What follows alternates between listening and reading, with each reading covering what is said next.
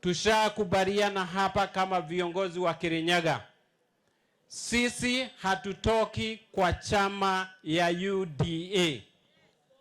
Tutapigania hii chama, tutajenga hii chama, tutaimarisha hii chama, tutaweka nguvu hii chama, kwa sababu hii chama ndio iko na serikali na sisi hatutaki kutoka kwa serikali.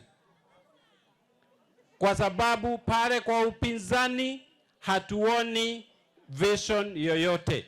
Ile maono tunaona ni ile maono iko na President William Samoei Ruto. Wengine ni karata ya pata potea, na sisi hatutaki kucheza hiyo karata ya pata potea. Sitaki tufikirie ya kwamba kuna njia ingine ya kando kando. Njia ni moja, na hiyo njia ni serikali ya President William Ruto.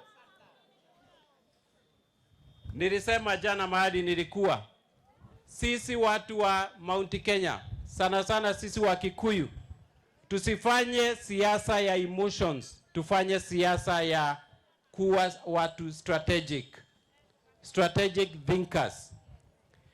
Kwa sababu leo hii tukitoka kwa serikali, sana sana tuachilie hiyo kiti ya deputy president, sisi tutayumbayumba huko kwa kichaka, kwa msitu, na hatutaweza kurudi kwa serikali. Ukiona kodoo amerudi nyuma, usikafikirie ni uoga.